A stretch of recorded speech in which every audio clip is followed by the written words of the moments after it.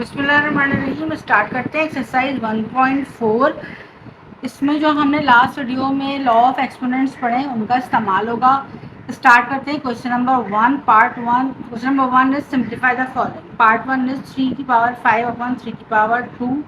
इसमें हम law of power of quotient का यूज़ करेंगे, जिसमें ये कहता है कि अगर बेसिस सेम होंगी तो क्या होगा, और ऊपर वाला बड़ा होगा और नीचे वाला छोटा होगा। पावर मीन न्यूमरेटर की पावर बड़ी होगी और डिनोमिनेटर की पावर छोटी होगी, तो हम डिनोमिनेटर की पावर को ऊपर ले जाएंगे। तो क्या होगा भाई सोल्यूशन में 3 पावर 5 3 की पावर 2 इज इक्वल टू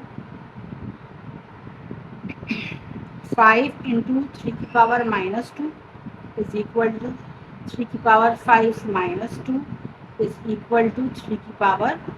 इसको सॉल्व करना चाहें 3 3 9 9 3 27 बोथ आंसर है हमारे। अब इसका पार्ट 2 देखते हैं। पार्ट 2 में हमारे पास लॉ ऑफ प्रोडक्ट भी यूज होगा और क्वेश्चन भी यूज होगा।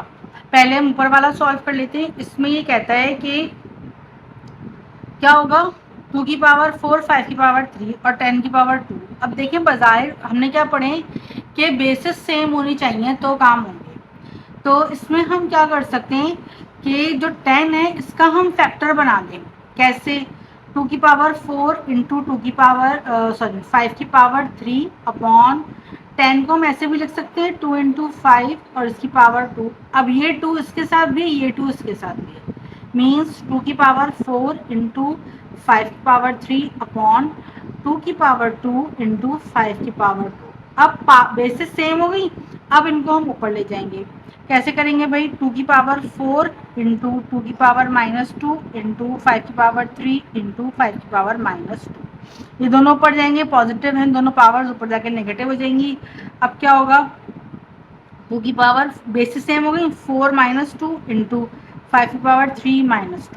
और अब क्या होगा? 2 की पावर 4 में से 2 जाएगा 2 इंटू 5 की पावर 3 में से 2 जाएगा 1।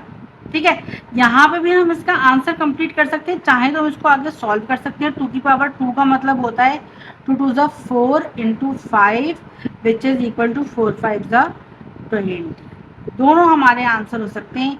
ये भी हमारा आंसर हो सकता है और ये भी हमारा आंसर हो सकता है। ये 0.5 नहीं है, इसका मतलब है मल्टीप्लाई, राइट।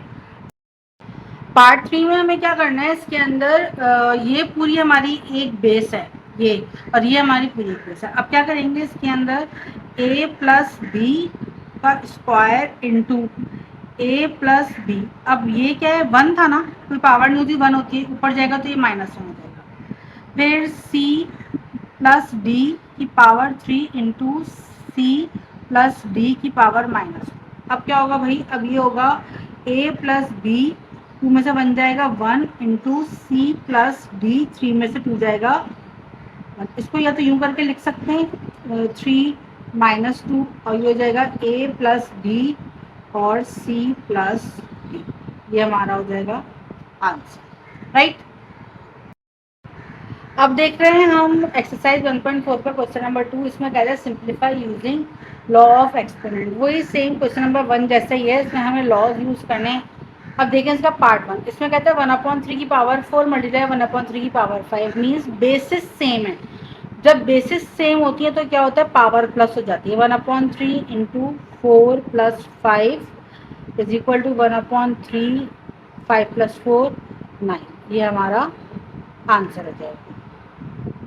इसका पार्ट 2 देखते हैं। पार्ट 2 में ये कहते हैं कि 3/4 की पावर 5 इंटू 3/4 की पावर 2। बेसिस से में पावर ऐड हो जाएंगी, मीन्स 3/4 5 प्लस 2।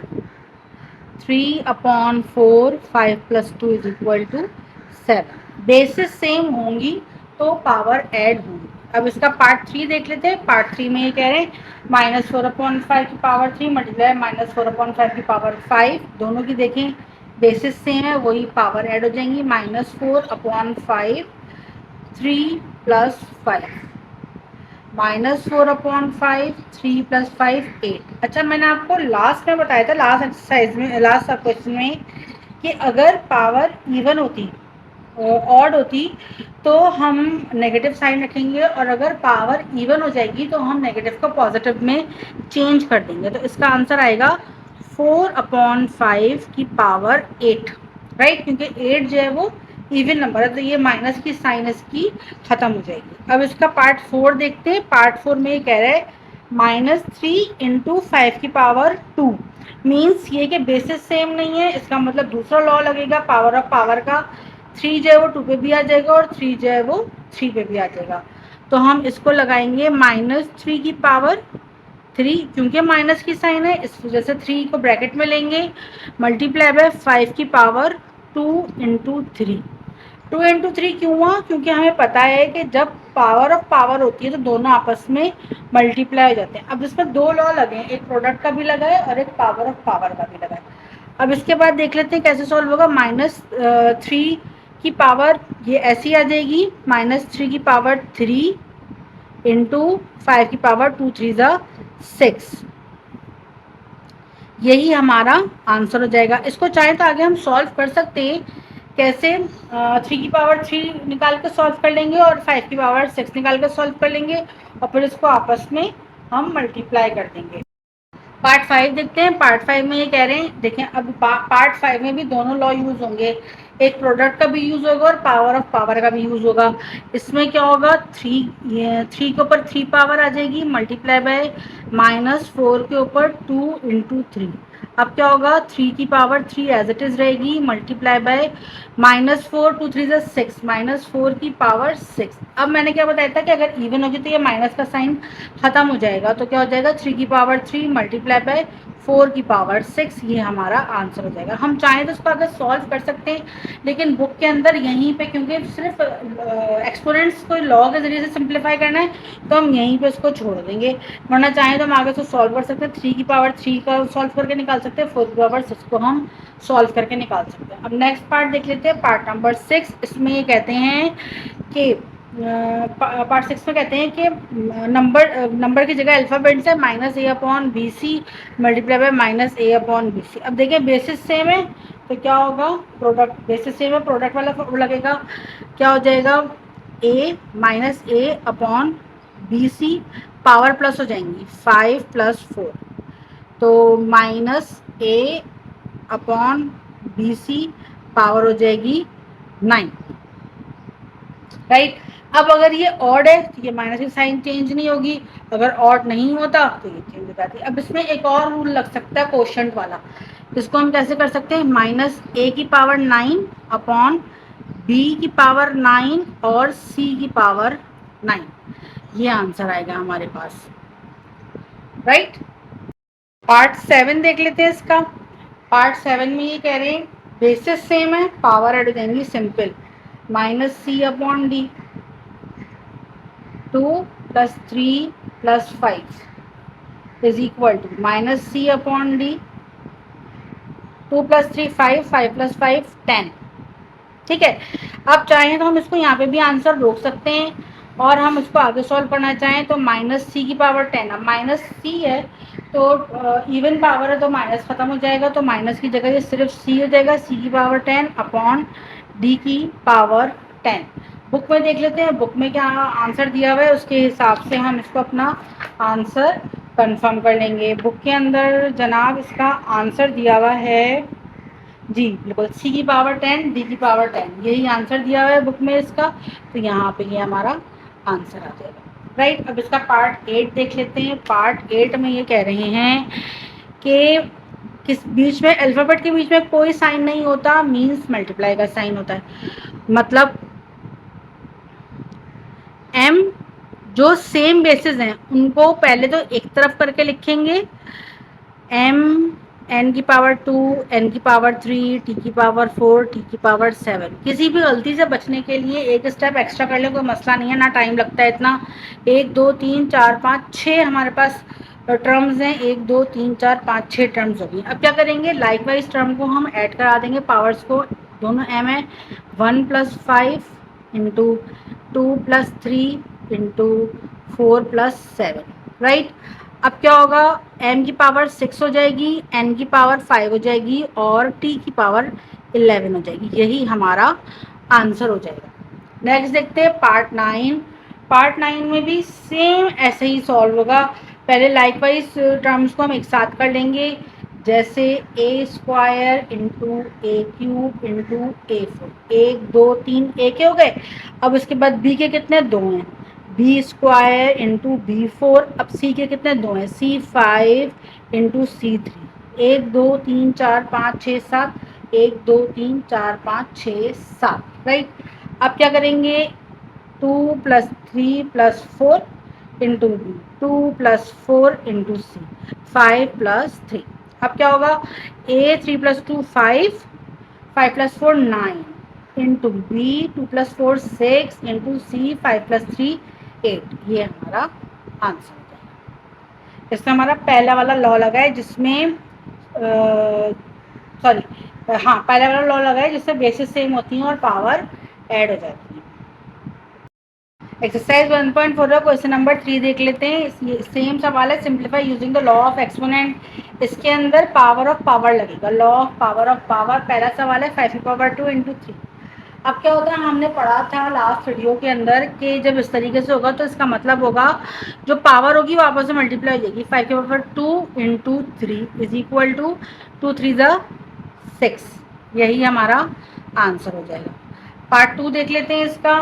पार्ट 2 के अंदर प्रोडक्ट भी यूज होगा और पावर ऑफ पावर भी यूज होगा।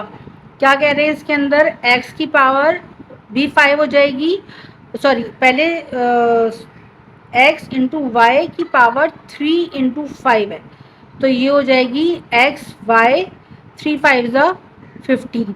अब चाहें तो हम इसको ऐसे भी लिख सकते हैं, x की पावर 15 और y की पावर 15। बुक में इसका आंसर देख लेते हैं, बुक में आंसर क्या दिया हुआ है इसका, ताकि और कंफर्म हो जाए। बुक में इसका आंसर दिया हुआ है जनाब,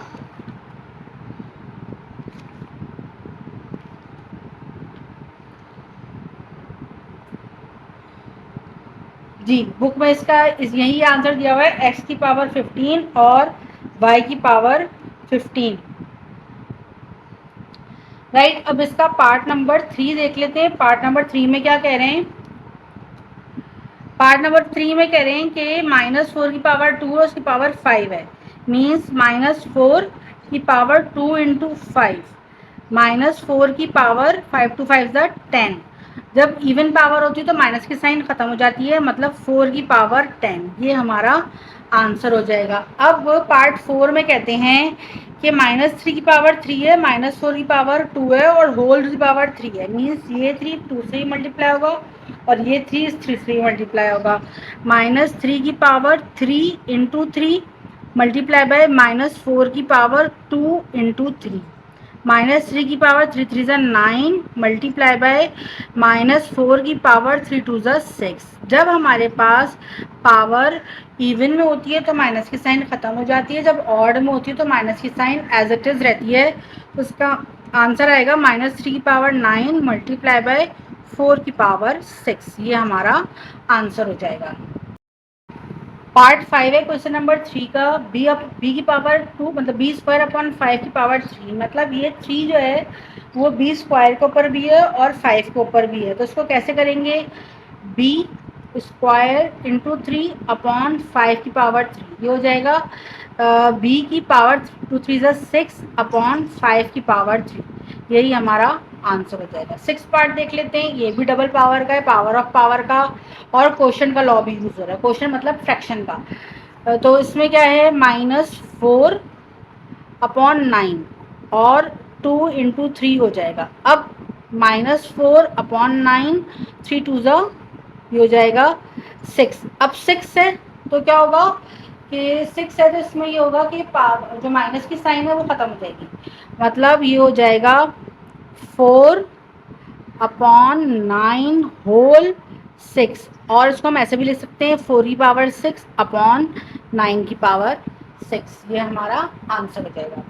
अब देख लेते हैं पार्ट 7। पार्ट 7 में ये कहता है 3 पावर्स हैं तो तीनों आपस में मल्टीप्लाई हो जाएंगी, Z3 इंटू 2 इंटू 4।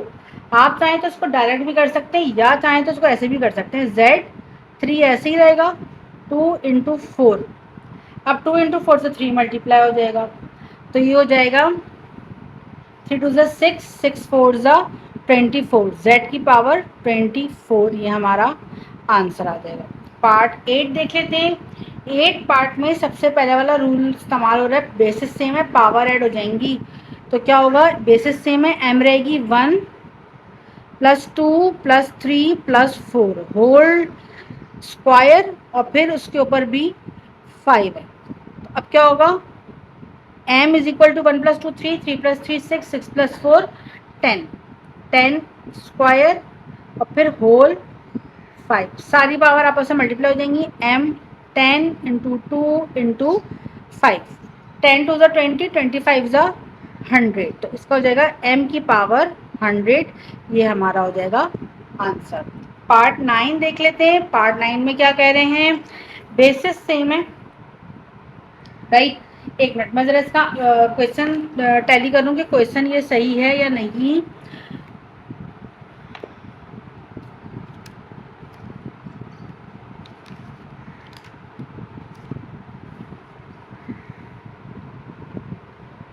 जी, क्वेश्चन में इसमें देखें, इसमें सबके साथ माइनस की साइन है, तो क्या होगा, पहले ये अंदर वाले बेसिस से हैं, पावर सबकी ऐड हो जाएंगी, और फिर ये जो बाहर वाला माइनस की साइन है ये स्क्वायर से बाहर है, तो ये आखिर में अप्लाई होगा। देखते हैं कि पावर अगर अंदर ऑड बचेगी तो बाहर वाले से मल्टीप्लाई होकर ये नल हो जाएगा, प्लस हो जाएगा।